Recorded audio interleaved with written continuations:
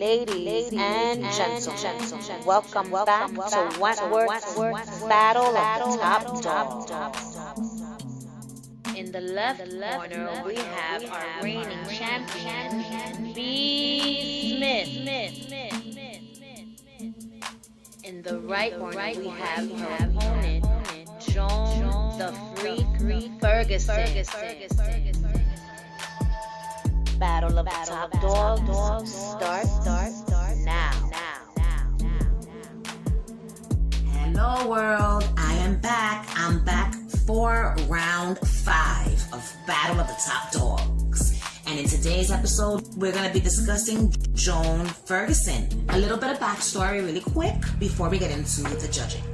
So Joan Ferguson was once the governor of Wentworth Correctional Center, okay? Then she finds herself an inmate up in this bitch. She is in prison for several crimes. She's in there for arson. She's in there for blackmail, for home invasion, for attempted assault, all types of shit. You know, these are the original crimes that landed her in the correctional facility she was once in charge of, Wentworth. So she becomes top dog during season 5, right? And her reign of terror lasts until the ending of the season, which was just 6 episodes. So now we're gonna get into the judging.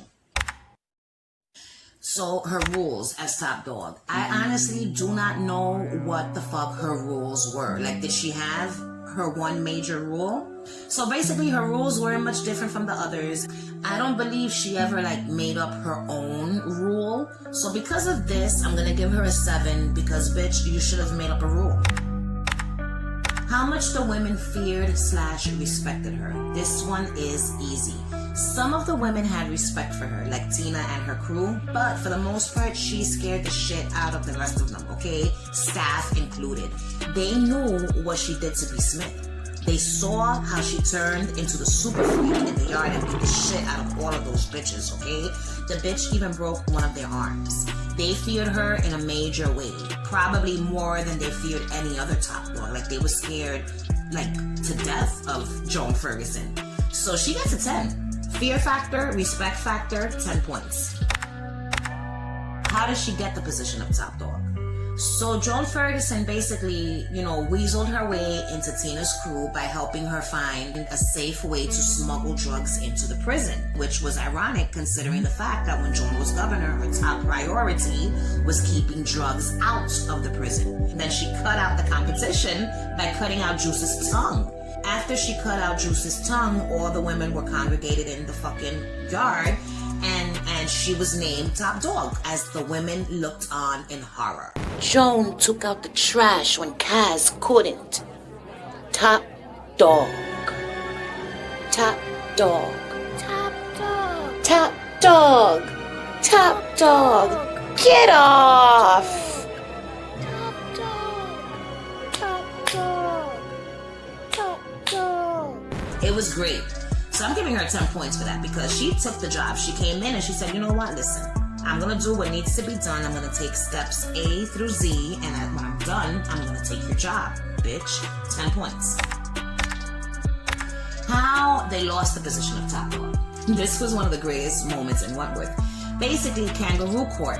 She lost it. She lost her shit. Frankie was there pointing out all of her past crime, and Joan could no longer contain her composure. She ends up calling them a bunch of pigs, happy as shit, wallowing in their own filth. You know what I'm saying? Kids with no control who need structure and guidance. And damn it, that's what she's there to give them. But no, they just want to run wild in the prison like bats out of hell with no respect for authority. How dare they? That's what she's thinking in her mind. So needless to say, the women aren't having it, okay? After she says all of these things, and they string her up to a basketball ring and try to fucking kill the bitch.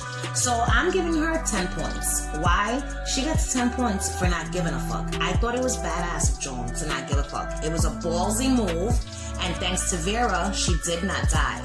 Now, at that point, Joan lost her shit. She had no control. So it wasn't like she chose to say, I don't give a fuck. She just didn't give a fuck. But because of that, I'm giving her fucking 10 points, and that's the bottom line. How how badass was their crew. So her crew was Tina Mercado and her girls, you know what I'm saying? And they weren't super tough, but they were down with the thug life and they were down to fight or kill if they had to. However, they weren't frightening. There was nothing scary about these bitches, you know what I'm saying? And I think that Joan should have had a better crew, a tougher crew, you know? But I think that her crew was capable, and so I'm gonna give them a 7. How was her relationship with the staff? So the entire staff hated this bitch, okay? However, she was able to infiltrate the minds of 2 of them, Jake and Brenda Murphy, okay? So because of this, although they all hated her and the relationships between her and the staff were complex, there was more to it than just hate. She was able to manipulate them. She gets a 7. Yes, there was hate. They despised her, but she was also able to manipulate these motherfuckers, which means that she controlled these relationships to a certain extent. She's getting 7 points. Next category, how brutal / violent were they? So she was extremely brutal and violent, you know what I'm saying? Maybe not so much violent, but brutal, yes. She was calm, but when she was attacked, it wasn't like a prolonged, angry animal attack, like when she spazzed out on Allie and the other woman in the yard. See, that was violent. Normally, she is just brutal, breaking necks left and right, you know what I'm saying? Strangling bitches and stabbing screwdrivers into poor innocent B, you know what I'm saying? That is brutality at its best. She gets 10 points. How likable was Joan Ferguson? This might be an unpopular opinion, but it is mine. So I feel like Joan was very likable, despite the crazy ass shit that she did. She was one of Wentworth's most calculated top dogs. She knew her next move before you did, okay? She was cold and she was mean, but the bitch had something about her that made me like her and care about her, and I didn't want her to die. Thank God she didn't. She had charisma and she had an elegance about her that was almost regal, okay? She was a crazy top dog, but damn it, I liked her. But did the women like her? The women hated her. So does she deserve the points that I'm giving her?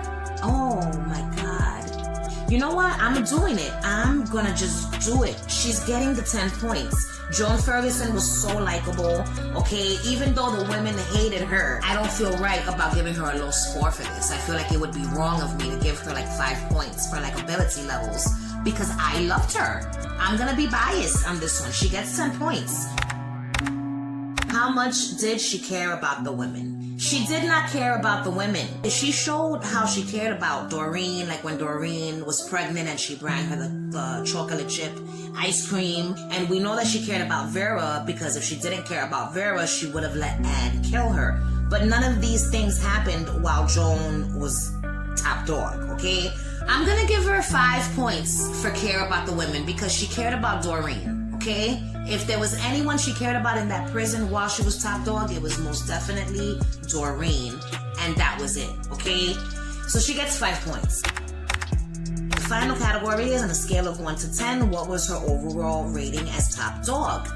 So Joan, she did nothing to help the women. I think the only good thing she did for the women while being top dog, and I don't even know if she was top dog when she did this, but it was when she helped Doreen get her conjugal visit, okay?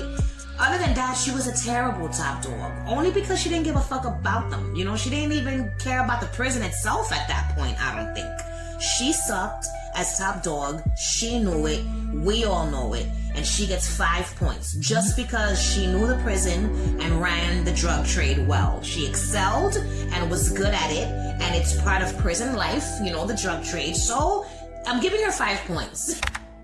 So now it's time to calculate Joan's total score. Joan's final score is 81 points. 81 points out of a possible 100, which means Kaz Proctor and Joan Ferguson are now tied at 3rd place. Holding steady in 2nd place for the 3rd week in a row, we have Frankie Doyle. And in the number 1 spot, once again, we have the beautiful B. Smith. Alright, world, so stay tuned for next week's Teal Tuesday when we will be discussing Mari Winter. If you like this video, you already know what to do. Like my shit, subscribe to my channel if you've not yet already. And if you do subscribe, don't forget to ring the notification bell so you could be alerted when I post videos in the future. Thanks for watching. Bye.